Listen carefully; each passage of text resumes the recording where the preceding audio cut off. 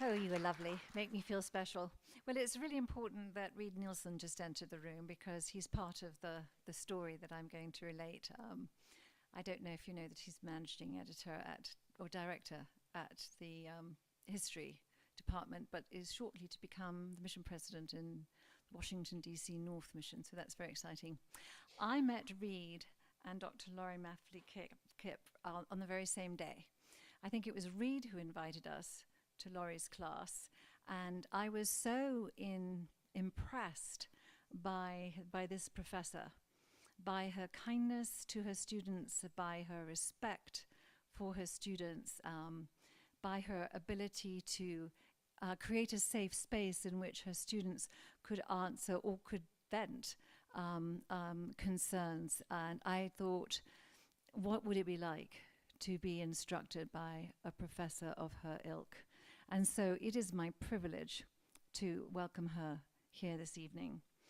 Laurie Maffly-Kipp is the Archer Alexander Distinguished Professor at Washington University in St. Louis's Danforth Center on Religion and Politics. She is currently a visiting fellow at Brigham Young University's Neal A. Maxwell Institute for Religious Scholarship, where she is researching international Latter-day Saint history, Huzzah. She has previously served as president of the Mormon History Association. Her publications include Setting Down the Sacred Past, African American Race Histories, Religion and Society in Frontier California, and co-edited collections such as Proclamation to the People, 19th Century Mormonism and the Pacific Basin Frontier. Her teaching and research focuses on African American religions, Mormonism, and issues of intercultural contact. Please give Dr. Laurie Maffly-Kipp a very, very warm welcome. Thank you.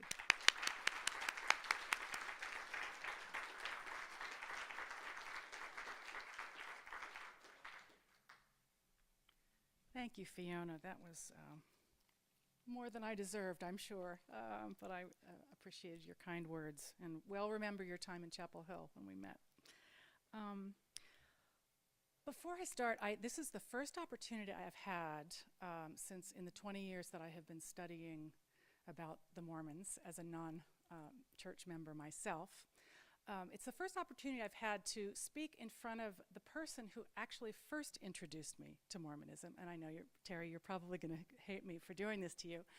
But and some of you have heard this story, so I thought it made sense to introduce Terry. Terry was one of my best friends in high school and is a member of the Church of Jesus Christ of Latter-day Saints. And I used to go to church sometimes with your family and got to know your family well. So that was my first introduction came really through Terry, her mother, her father, and seeing the kind of wonderful family life that they had. So Terry, I want you to stand up. And I want to give you a round of applause.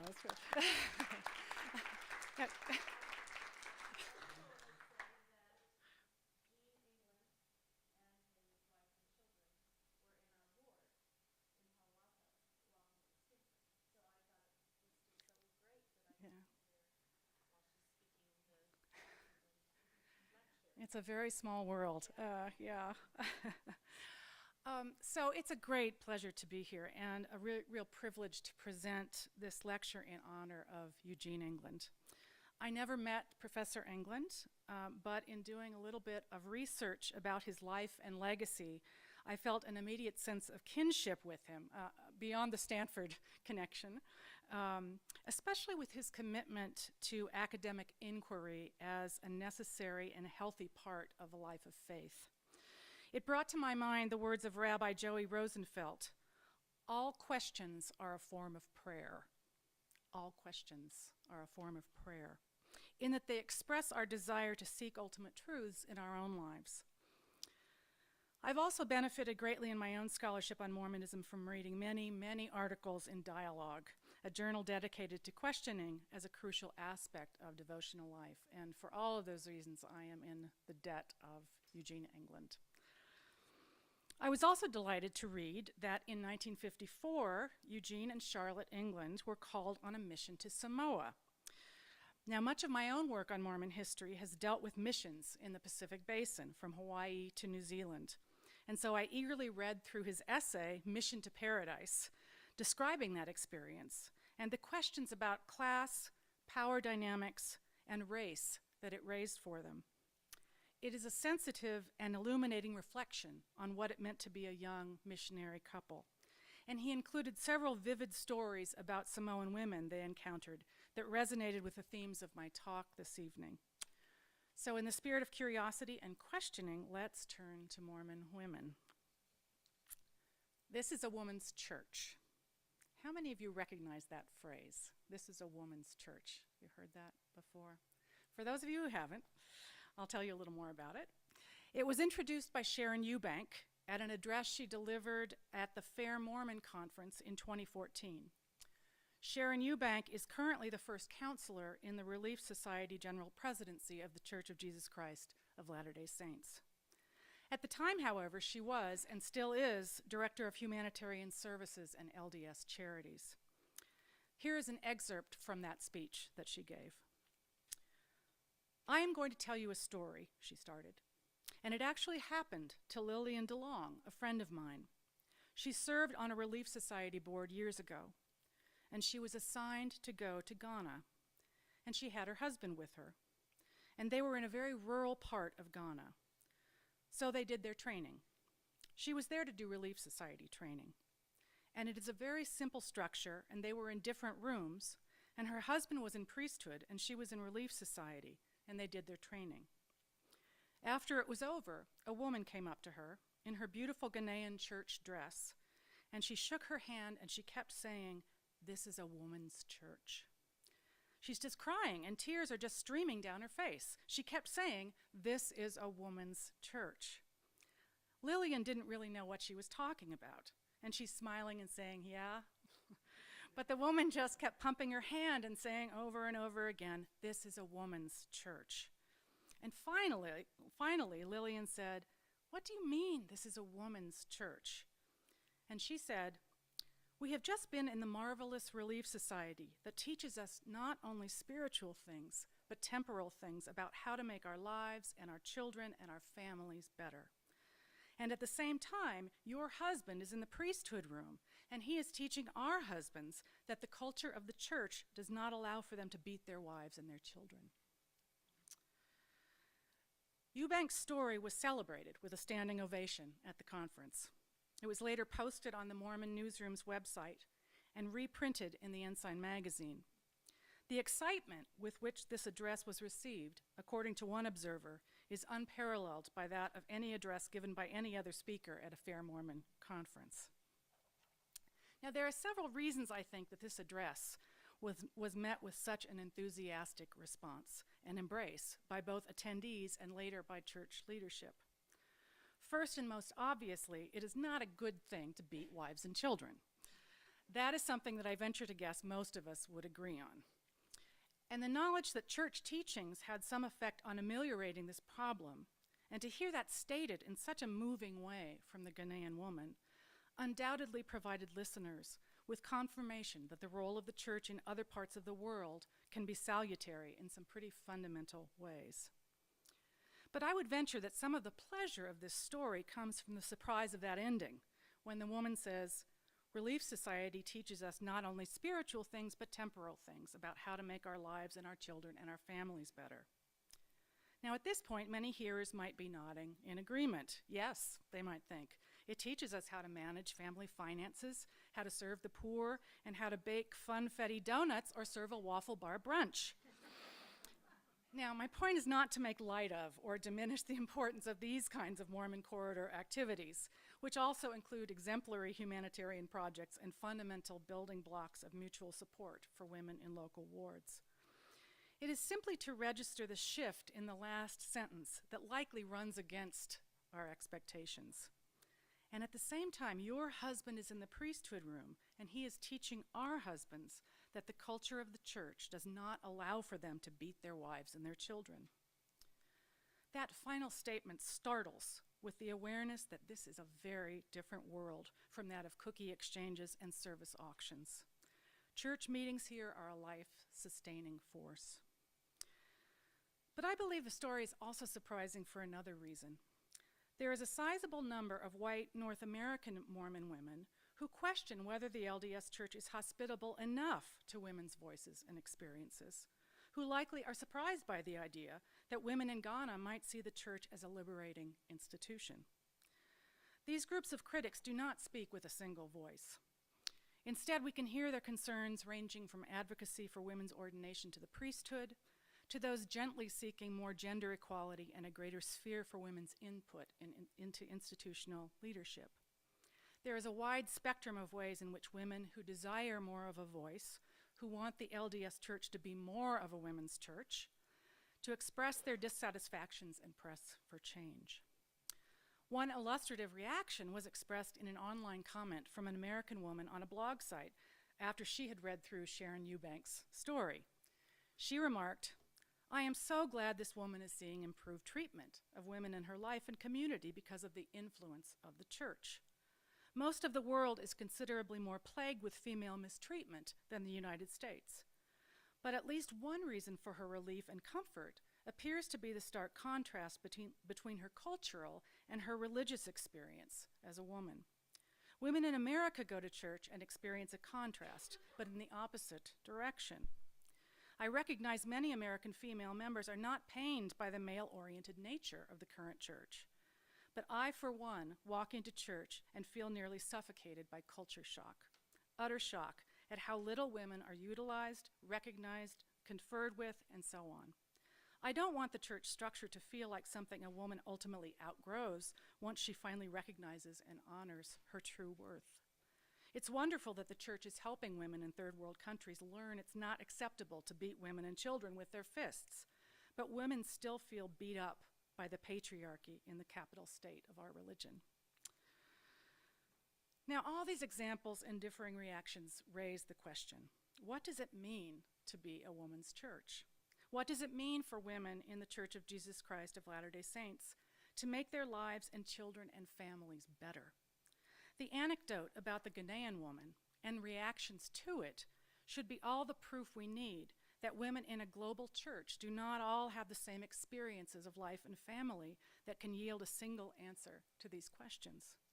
Do we really know what the Ghanaian woman meant by calling the LDS Church a woman's church? Now, my goal here this evening is quite simple. It is to broaden our understanding of potential answers to that question by utilizing some healthy curiosity about how flexible that definition might be. Put another way, and rendered in LDS speak, that question might run as follows. How broad can the church tent be with respect to women's experiences? How broad can the church tent be? I would suggest that so far the tent has remained relatively small, or at least the realm of what might be considered as women's experience has been limited. Now, this is understandable historically. It was only a few decades ago that North American women did comprise the majority of women in the church, and thus their experiences, shaped by U.S. cultural norms, were taken as the model for all Mormon women. But there has also been considerable resistance, not just to change itself, but to admitting women's voices into the shaping of decisions. Colleen McDaniel's recent book, Sister Saints, describes one of the first attempts to survey women's experiences in the church around the globe. In the early 1990s, Relief Society President Elaine L. Jack and her two counselors, Cheiko Okazaki and Eileen Clyde, conducted an international survey of the Relief Society. It was quite an ambitious and thorough undertaking. They directed stake Relief Society presidents to organize 12-person focus groups to answer questions about their experiences in the organization. They also encouraged women to suggest changes and improvements. What they discovered, however, was that women didn't actually discuss the Relief Society. Instead, they focused on women's concerns and the gap that many of them felt between church ideals and the reality of their lives. One woman apparently reported that she simply didn't go to church, quote, because what they tell me about myself, it's just too painful, unquote. To report back to the church, President Jack, Okazaki, and Clyde planned a General Relief Society conference in fall of 1995 that would celebrate the diversity of women's experiences and family structures that were anchored within the faith. 2 weeks before the meeting, Gordon B. Hinckley called them into his office and advised them that they would need to change the theme. He instructed them that they should instead address the traditional family, and not demonstrate the many kinds of families within the church. It was at that meeting that President Hinckley presented The Family, a Proclamation to the World, a document that has since become a dominant statement of gender and family norms in Mormon discourse. None of the Relief Society leaders had been consulted ahead of time about the document. And indeed, in later years, both Okazaki and Clyde expressed their frustration in not being consulted in the process. Diverse voices have been muffled, but not entirely stifled in official church settings. Jack, Okazaki, and Clyde all managed, in their own addresses to the General Relief Society that fall, to name some of the disjunctions between the reality of women's lives and church ideals that they had uncovered in their survey. In her masterfully cheerful way, Okazaki first thanked President Hinckley for his inspired words. Quote, "We all have a clear vision of the ideal gospel-centered home, and the women in the church work toward that ideal, yearn for it, pray for it, and rejoice in it," she said. Yet she continued by noting that mortality brings with it experiences of both good and evil, so that we may learn from our choices. Quote, "And many of these experiences are painful. In most congregations of sisters, even in hearts and homes in apparently ideal circumstances, there are hidden heartaches and taxing challenges. At least some among you are survivors of abuse and other crimes of personal violence.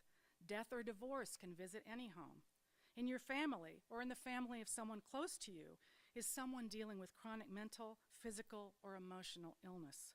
Chemical dependency, financial insecurity, loneliness, sorrow, or discouragement?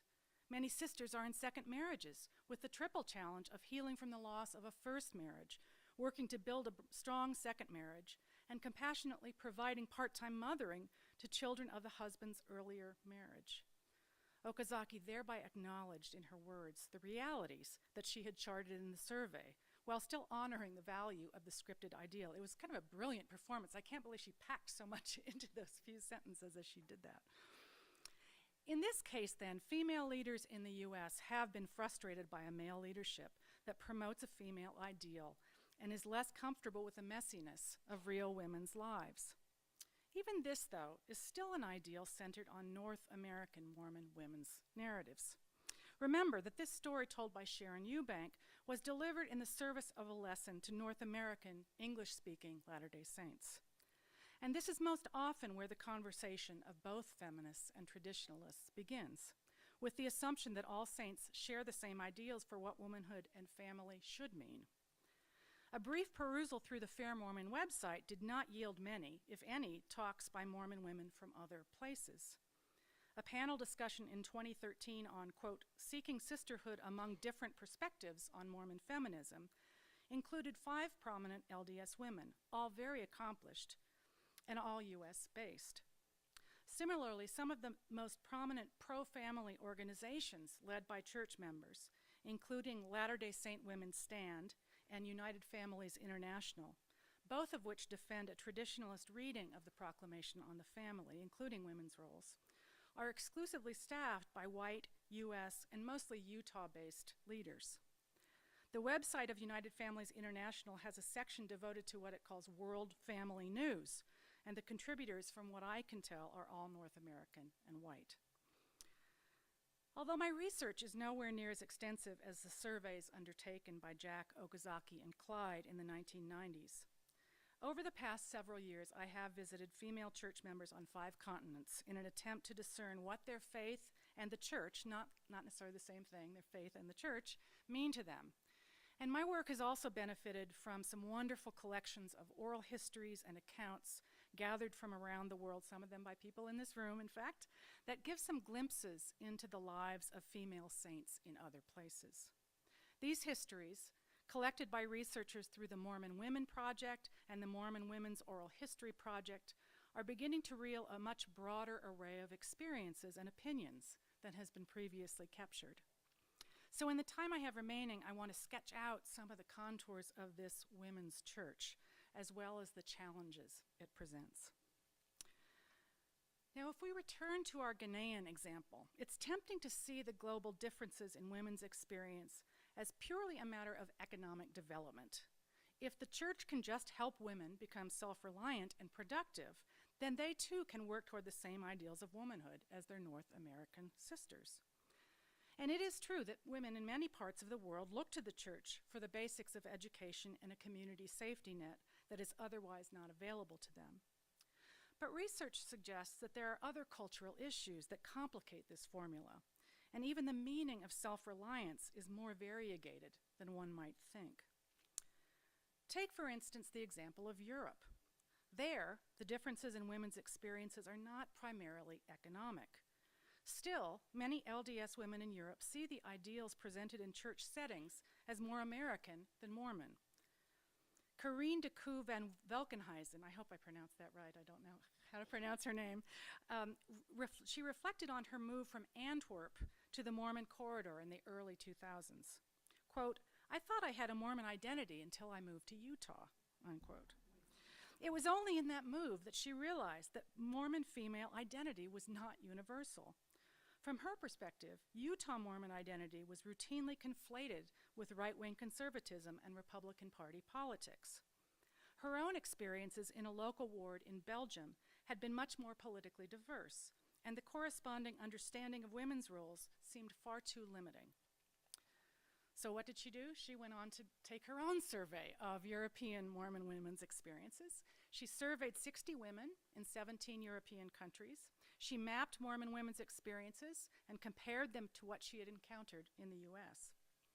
She noted striking differences in life choices in which European Mormon women conform more closely to other European women's choices than to US Mormon norms. European saints tend to marry later and delay childbirth for a few years after marriage, focusing instead on gaining education before motherhood. They also continue to work outside the home, often by choice after they have had children. In fact, the employment rate of Mormon women in Europe was even higher than European averages. De Koo van Velkenhuizen reasoned that European female saints pursue work not just for economic reasons, but to feel involved socially in their communities. In most countries, generous health care, parental leave policies, and child support make a balance of work and family life easier, and European women expressed a like for this level of support. Some, she reported, are openly critical of what they perceive to be anti-family policies in the US. The lessening of gender distinctions in work and family life also appear to carry over into church responsibilities and theology. Many European Mormons felt that gender equality is already a given in European countries, so that there is no need to fight for it. And they report that women already enjoy healthy participation in decision-making in their local wards. Most don't want to hold the priesthood, and as in the US, a number of them rationalize that men need it more than they do. But they tend to minimize the theological significance of gender difference. They also tend to be critical of what they see as the American emphasis on modesty in dress, the, quote, odd dating and courtship patterns here, and the lack of robust sex education for young people, to which they attribute the higher rates of teen pregnancy, births, and abortions that are much higher in the US. Other research on European Mormons reinforce this data. Wilfried de Koo estimates that perhaps only 10 to 15% of European membership lives in traditional Mormon family arrangements. He attributes this in part to family disruptions caused by conversion, as well as the lack of a surrounding Mormon culture that makes it more difficult to keep children in the faith. The question then of what Mormon women's experience can and should look like in Europe is intriguing. The correlation movement that was intended to make the church less American by paring down the gospel message to its essential elements is still, to de Koo's way of thinking, filled with American ideals and behaviors that aren't recognized as such. In many parts of Europe, the initial organizers of branches and wards are white middle-class Americans, and they bring with them American advice on dating, dress, and grooming. For women, these differences have particular salience, since their own sense of what it means to gain agency or self-reliance can be very much at odds with church teachings for women. This isn't simply true in Europe, however. Other culture-specific forms of women's authority and agency may come into conflict with church guidance, and do in other places. This is even true in places in the global south, where more conservative gender roles often are welcomed. Remember our woman in Ghana, who was delighted with the ways the church was helping her family to conform to fairly traditional patterns. Her main concern was not to shift roles, but to school her husband in how to be a better husband and father. But when the LDS Church first entered Ghana, it bumped up against a society in which women also engaged in other kinds of spiritual leadership alongside the role of wife and mother. Beginning in the early 1960s, some Ghanaians, armed with the Book of Mormon and a few instructional manuals, began to form religious communities and take the name of the LDS Church for their own. It was only after 1978, with the lifting of the ban on temple participation for peoples of African descent, that the Utah Church began to send missionaries to West Africa. So if you look in the archives, you'll see files of people in Ghana who keep writing back to the church saying, please send us missionaries. Please send us instructional manuals. And you see these letters back sort of hedging the issue and saying, well, we really can't send you missionaries quite yet, but here are some books for you. So they got the books, but not the missionaries until about 1979. Before that time, in the absence of oversight, these small churches tried as they could to adapt Mormon practices to their own setting. This led to some really interesting hybrid churches and practices. Perhaps the most unusual was a church led by a woman named Rebecca Mould, who was known to her followers as Prophetess Rebecca. Her leadership in this regard conformed to traditional patterns of women's authority in southern Ghanaian society. The first constitution of this new eclectic Mormon church in 1969 makes no mention of gender differences in terms of the priesthood.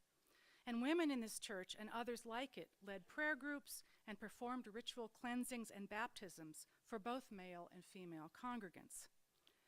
At times, female authority was questioned. In 1972, male leaders discussed the proposal to bar women from giving revelations and prophecies. They did not pursue this option, as it turned out, but instead instructed that dreams and revelations had to be reported to the pastor. Still, Prophetess Rebecca was elected to a national high council of 12 apostles in 1972 with no dissent. When the LDS missionaries arrived and set about regulating church practices, they had to deal with the problem of Prophetess Rebecca, who also happened to own the building in which the church met. Meeting minutes and journals reveal a delicate process of negotiation. Initially, Rebecca welcomed the LDS missionaries and was one of the first baptized into the young church. President Spencer W. Kimball sent along a special commendation to her, and she was set apart as Relief Society president. Her title was changed to Mother Rebecca. I think this went along with the rationale given to her that the idea was that men hold the priesthood and women are mothers. So she was given the honorific of mother. Although many followers continued to call her a prophetess, and she continued to occupy a prime seat in the front of the meeting house. In fact, she insisted on being seated on the dais. Still, the efforts to nudge her out of a position of spiritual authority began to chafe, and her leadership became less visible over time. The missionaries explained to her that the baptized she had originally performed were not valid. When the missionaries departed in late 1979, arguments broke out in the church as several male members tried to convince her to donate her building to the church. When she refused, she was accused of abusing the presidency, and soon thereafter she left the church to reclaim the title of independent church leader. This is when she falls out of the official history from the church. While her role as Prophetess Rebecca was distinct, the circumstances surrounding her departure suggest that she was far from alone in wanting to retain women's authority in the church. Her sister, Comfort Mould, had already split away and formed her own charismatic congregation. When Rebecca left the LDS Church, she took a substantial number of her followers with her and continued to use LDS Church materials. She still considers herself a Mormon. Quote, "The Lord knows that I am a Mormon. In my heart, I'm a Mormon. I'm a Latter-day Saint," unquote. Now, this culturally specific form of women's religious authority continues to exist alongside, and not necessarily in tension with, very traditional models of womanhood. In Ghanaian society, both seem to be acknowledged and respected. Even Prophetess Rebecca's former church members who stayed in the LDS fold still acknowledge her as a healer and prophetess and continue to visit her every so often to pay their respects. Similarly, the Maori Mormons of New Zealand hold to patterns of leadership, or rangatira, tied to prophetic gifts within their communities that can be held by men or women. Those patterns still persist alongside membership in the Mormon Church. And there's much to explore in the ways that Maori Mormon women understand their own gendered identities. Finally, I want to present one more example of Mormon women's experience that presents a different set of challenges as we expand this map. This case study may also be predictive of future issues to come as populations become more mobile, less fixed to national geographies or boundaries, such that it becomes challenging even to figure out what a culture, and thus women's experience, looks like. From her vantage point in Hong Kong, Stacey Ford has begun to trace a community of what she calls flexible citizens, groups of mobile inhabitants that give rise to entirely new communities linked to transnational Asian capitalism. In these settings, economic necessities fundamentally reshape individual and family identities, as transnational flows of people, goods, and capital create Mormon wards in China, Singapore, and Hong Kong, and many other metropolitan centers, made up of multiple worlds. Melissa Inoue has written poignantly about the challenges of flexible citizenship, a vantage that allows her to see into many cultural worlds simultaneously, but also marginalizes and stereotypes people into a nebulous category of Asianness. In Hong Kong, Ford notes that flexible citizenship is not a one-size-fits-all designation. Inhabitants range from upwardly mobile and highly educated workers following jobs in finance or marketing to domestic workers living on very little means, who are technically not considered citizens at all. One district, the Hong Kong China district, will serve as an example. In this area, domestic workers comprise the majority of the church membership. They are migrant workers, with most coming from the Philippines, but some others from Indonesia, Thailand, and Nepal. Ford notes that it is, quote, arguably among the most gender imbalanced entity of its type in the LDS Church anywhere in the world, unquote. Approximately 75% of the 1,800 members are women, and roughly 1,000 of those make their living as domestic workers. It is hard to overstate the disparities between the life led by these women and those of other Asian expats, not to mention North American Latter-day Saints. These workers present a particular challenge in a church committed to specific ideals of what constitutes family. Their migration was typically compelled by high unemployment and social instability in their home countries. In Hong Kong, they live with their employers in variable conditions. Quite often they sleep on the floor, in closets, or even in bathtubs, for which they are paid less than the Hong Kong minimum wage. Much more could be said about the material circumstances and their distance from gendered norms of family life. But Ford's point is that at the local level, the church adapts to the gender disparities and working hours of these women. They occupy more decision-making roles than would be common among women in Utah, for example, and they are set apart for roles that would otherwise be occupied by priesthood holders. The Hong Kong temple opens on Sundays once per quarter to accommodate different work schedules. In other words, local leaders improvise to meet the needs of a woman's church in this setting. But Ford also observes matters in which church leadership has been reluctant to flex. She concludes by urging readers to, quote, consider the ways in which culturally bound LDS ideals of motherhood and fatherhood, manhood and womanhood, family and patriarchy may constrain rather than empower, unquote. Transnational families are quickly becoming the norm in many parts of the world, a fact that will continue to shape women's experiences in the LDS Church. Now, looking back on this quick global tour of a woman's church is both dizzying and challenging. And I think it's understandable in this respect that one response is simply to retrench, to emphasize the traditional standard of norms for women's lives and to urge church members to strive as best they can to hit the mark.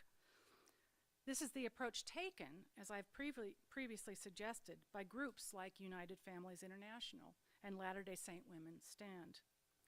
But there are other options, as this paper tries to point out. One, so well expressed by Melissa Inouye in her work on church practices in Asia and New Zealand, focuses on the interplay between church doctrines and creative improvisation in local settings. As she puts it, Mormonism is administered centrally, but experienced locally. Now, this may entail the capacity of church leaders to, quote, look the other way at specific details, and there will always be disagreements by how much improvisation is acceptable. But the first step is that of listening to the cacophony of women's voices, even if they can't all be celebrated at the same time. Increasingly, women in the Church of Jesus Christ of Latter-day Saints are following the paths of Elaine Jack, Cheiko Okazaki, and Eileen Clyde in just documenting the diversity, even if absorbing or explaining it doesn't immediately follow. Now, in conclusion, I'd like to tell one more story that I find extraordinarily arresting, both for what it says about sort of expectations for women, and both of the kind of sort of power of decision-making that can be unleashed in this environment, and perhaps not knowing what lies on the other end of women's decision-making is what is so fearful to some parts of the church at other times. You just don't know what you're going to get or what people are going to decide to do. And I think that's what this story might help us understand. It's the story of Mariama Callan, a refugee from the wars in Sierra Leone. Callan grew up Muslim, and her life in no way conformed to idealized family norms. Because education was not easy for a young woman to secure, she left her immediate family back in the village and grew up in Freetown with extended family members. She hardly knew her parents or knew where they were at any given time since they moved from place to place. She was entirely dependent on teachers and distant relations for housing, and she suffered beating and sexual abuse at the hands of others. The 11-year civil war in her country further disrupted any semblance of steady home life. Her parents and siblings died in the violence. Eventually, she found the LDS Church, and she describes feeling drawn to its quiet and to the soft voice of a woman speaking from a blue book, offering promises that the spirit and the body would someday be reunited. Quote, "Those were the most beautiful and liberating words I had ever heard. It seemed almost too good to be possible. The thought that my parents, brother, and sister could be made whole again overwhelmed me.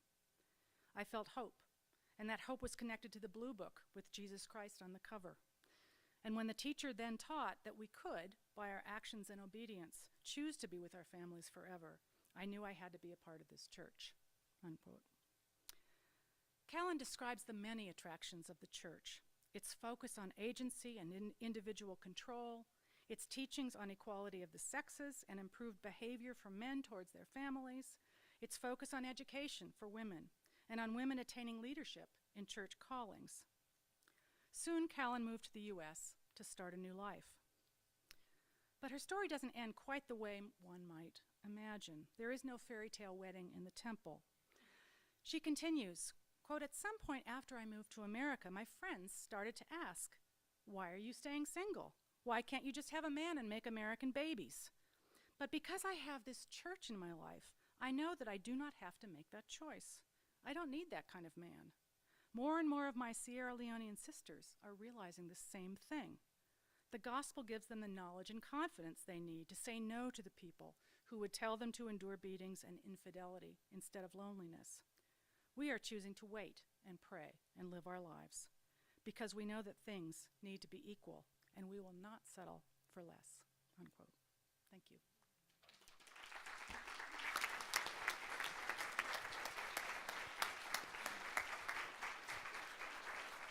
Thank you, Laurie. Appreciate that very much. We do have a few minutes for questions. We have one roving microphone, so Laurie, if you're willing to take questions from the podium. Sure. We'd just ask that you wait for the microphone to arrive and that you state your question succinctly. And the third rule, which some of you know, is it must be a question, right? So with that in mind, we'll open it up. No throwing vegetables or anything.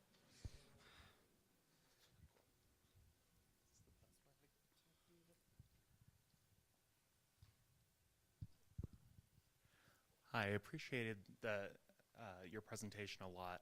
I'm curious with the influx of more Latter-day Saint sister missionaries in the previous 10 years, how you view that changing the sort of American versus broadly international experiences that are going to be reflected both in the American church and abroad? That's a great question. I've read some oral histories taken by women in Ghana in the missionary training center, and they're women from all over Africa, in fact. It's hard to know, though, because in part I'm still trying to figure out how the church makes decisions about who goes where. I think there are some unwritten rules there that I just either don't understand or I haven't figured out who to ask for the answers yet. But so, for example, I was told that white American women cannot be missionaries in Ghana. And I asked like 6 people why, and no one seemed to know the answer, even the president of the Missionary Training Center. So there's some rules about this that are still in play in various ways. So it's not a free-for-all. Like everyone's not going everywhere, but it's bound to change the shape of things in some ways. I think what's hard seems to me that the issue isn't just more diversity, getting more women out there to say more, to talk more. It's making sure that there are lines of communication going in all directions. So it's not just a unidirectional, sort of coming down from Utah to other places, but there is some kind of dialogue coming back. That's hard. That's a hard pattern to change, right? And it's a result. It's in some ways, in terms of the life of the church, such a recent phenomenon, this worldwide church, that you kind of see the church, I can imagine sort of leadership trying to race to catch up with demographically what the church has become.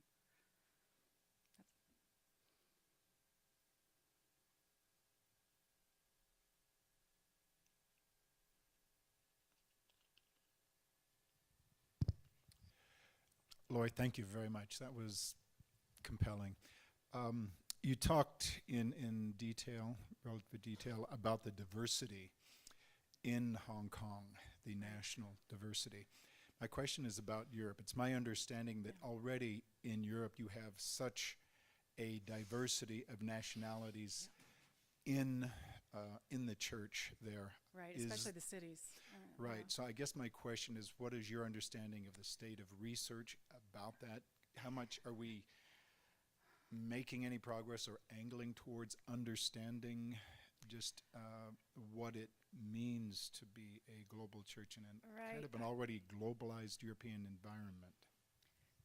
That's a great question, because I've heard lots of anecdotal evidence about that. So people I knew who had been in particular wards in London where it was mostly people from Africa and the Caribbean who were church members there.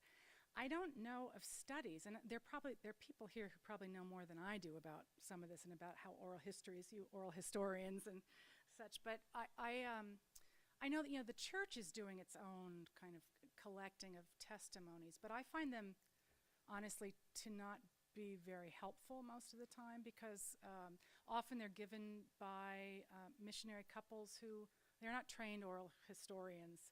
They're told to ask a certain set of questions, and my fear is that often they get back what people think they're supposed to be telling them, rather than I don't know if I'm looking for authentic voices here, but something that gives a little more texture to their experience. And I found most of them, frankly, in the women's oral history project stuff. So shout out to all those women who have been involved in that. But it's a great question. I hope someone's working on it. There's a conference coming up at the end of this month in France on global Mormonism, and I'm hoping I think the more sort of networks of people connect around the world, the more we're going to find out what's going on in all these other places.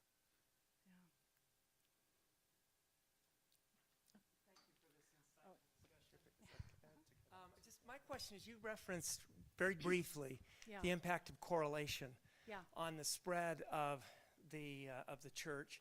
And my question is, if you were to advise, had an opportunity to provide counsel and advice, how would you recommend that the church go forward in disentangling doctrine from American culture? Oh, wow. You know, I'm a historian. I feel I'm not, I can diagnose things. I'm not very good at offering a cure. You know, because I have also studied other religious traditions, in some ways I see this as a perennial problem, right? This is, in all missionary contexts, Protestant, Catholic, other types of missionaries have tried to figure out, how do you distill the essence of our religion from the, you know, the peripheral stuff, the stuff we can do away with. Is it possible? I don't know if it's possible. And of course, then there are churches that have gone the other way, the Catholic Church, and said, okay, do what you want to do in your own countries. You can worship in your homes, and you can worship these little statues or have whatever kinds of home shrines you want.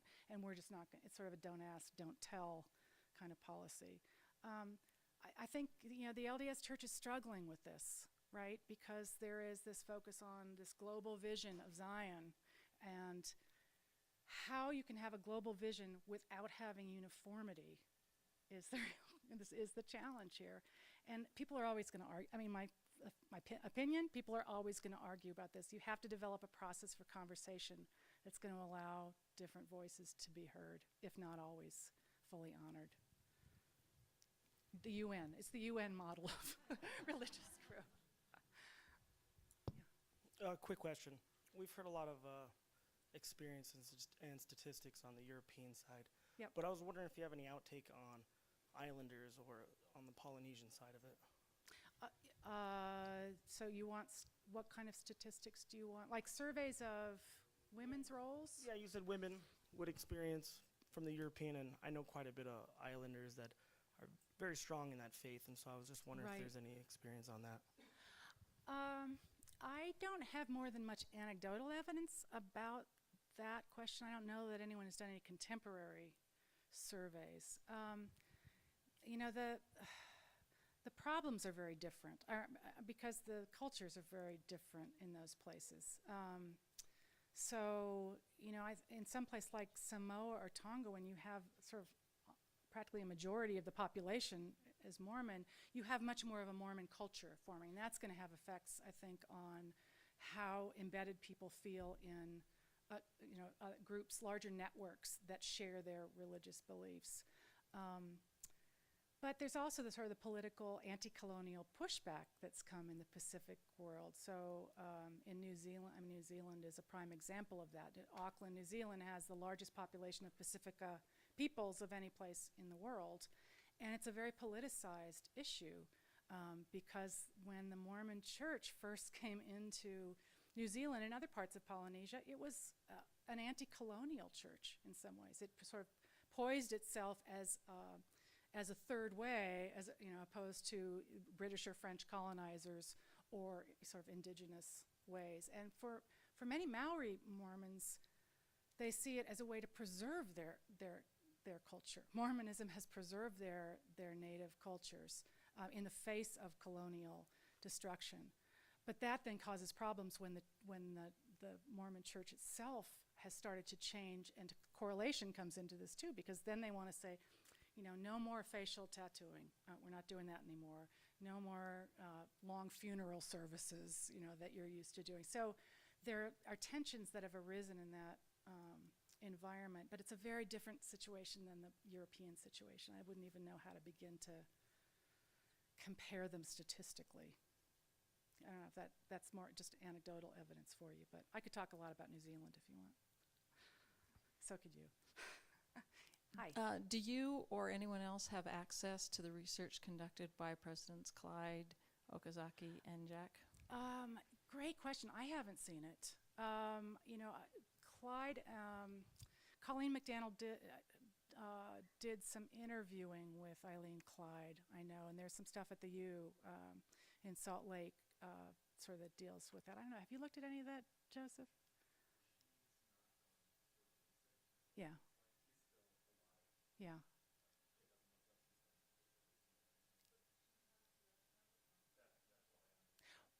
Yeah.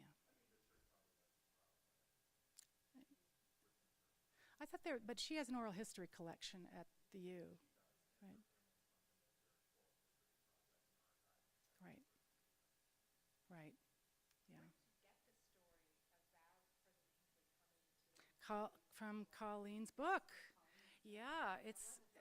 But I think no. There, did Eileen Clyde talk about it to me? No, I didn't talk to Eileen Clyde about this. But there is a video of Eileen Clyde on YouTube. I think I can get you the tape where she's talking about this. What was that? Yeah. So she has given talks about this in public settings. Yep. Yeah, there are lots of experts in this audience. So.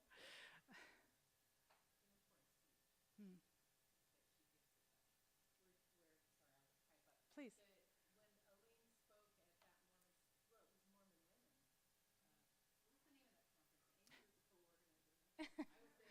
She can't remember what it was called. Yeah. Can we mic her? Yeah. Yeah, please. Okay. Yeah, since you brought up that, I think it's a really important point too about women's narratives and discourses, because Eileen, after all those years of working so hard within the system and within her position in the Relief Society presidency, finally it was, how many years later, almost 20 years later, she spoke at Claremont at this conference that Claudia and others had organized, and that was the first time she had come out and told the story and confessed publicly. And it's a really important video that people should watch, because she's quite honest and quite blunt about her feelings and her frustrations, and really calling out the leadership for what they did to the Relief Society. So it was a critical moment in her journey and her discourse and her story. Yeah, that's a great point. And just to add to that, you know, I just sort of stumbled on the speeches that they actually gave at the Relief Society conference itself in 1995, thinking, oh, I wonder if they sort of tried to intimate that there were issues, and it was everywhere. I mean, it was very veiled, as you noted in Cheiko Okazaki's talk, veiled in a way, but she still named all the things she wanted to name. Right? But Eileen is still talking about it. She did a fireside chat for Mormon Women for Ethical Yeah. Government. Yeah. oh wow. A year ago, and talked very forthrightly about that full time. Yeah, I'll just reiterate that on the mic. After that moment at Claremont, which seemed to be the time when she decided to come out publicly and say what she really had felt, then since then, you're right, she has been reiterating that since then. But I had a quick comment about Prophetess Rebecca, Yeah. and I really appreciate the cultural examples you used in this talk to really deconstruct and to broaden out what Mormon women are, who they are, and how it's culturally situated, and their identities are culturally constructed. But Prophetess Rebecca is such an important deconstructive example, not to dehumanize her, but what an amazing person. And several of us have known about her, and yet her story has never really been brought home to the American Mormon audience the way it needs to be. But she embodies 3 or 4 major tensions: the tension between the institutional and the charismatic, the tension between African culture and American culture, the tension between gender, male privilege and female privilege, and then especially the tension between 19th century Mormon women's authority versus 20th century. So the historical tension of the fact that Prophetess Rebecca was actually intuiting without knowing. She's recovering Mormon women's history and Mormon women's authority intuitively and charismatically without knowing that 19th century Mormon's history supports and verifies what she was doing. Everything except the baptisms. But being the prophetess, leading, sitting at the front, I mean, everything she's doing, the precedent is there in 19th century. So I just kind of wanted to hear you comment on that a little bit more about how we could, especially with the historical tension that she embodies, how we could bring a narrative like that home better so that people would know about this It's devastating to think of what happened to her. Yeah. And there she was recovering Mormon women's history and authority, so Yeah. intuitively, charismatically. Yeah. How do you make a movie about it? I don't know. Just to sort of get people, it would be a fascinating movie. It's hard to get. It is hard to. At least it's been hard for me to get access to all the things in the archives because there are a lot of oral histories surrounding that are, restricted in various sorts of ways. But there's plenty there in the meeting minutes, in the transcript of Billy Johnson, who was one of the first converts, talking about her. You see it, and you can get a pretty good sense for the kind of the struggles. I mean, I love the meeting minutes where they say, Mother Rebecca wanted to sit on the dais, and we really had to let her sit up there. It was this sort of tentative questioning, but you can sort of see the lines changing and people trying to negotiate these boundaries in different sorts of ways. I'd love to see a book about her, but I don't know that there's enough. I wish I knew what happened to her beyond Billy Johnson saying, we used to go, I think it was 2005, the interview where he was still saying we still go visit her. She's a prophetess. Yes, she didn't quite get the priesthood thing. She didn't have a testimony of the priesthood. That's the way they put it. She didn't have a testimony of the priesthood, but she had it all. Everything else was great. So they still revered her in a certain kind of way, but wouldn't let her, work in the church the way she wanted to work. So. Just a quick question for you. You had mentioned asking several of the church leaders questions about their direction of where the missionaries are sent. Yeah. But you didn't say what their response was. Were they not able to give you one? Or were they able to redirect you to someone else you could ask? So I think the problem was the people that I was asking at that point were not the people who had the answers to that question. So when I was in Ghana, I was asking about that because I noticed that there were no American women. No. Did I ask no, because I knew I was coming back to Salt Lake, and I figured I'd get better answers here eventually, but I haven't quite figured out where to go for those answers yet, or whether people will be willing to talk about it. So.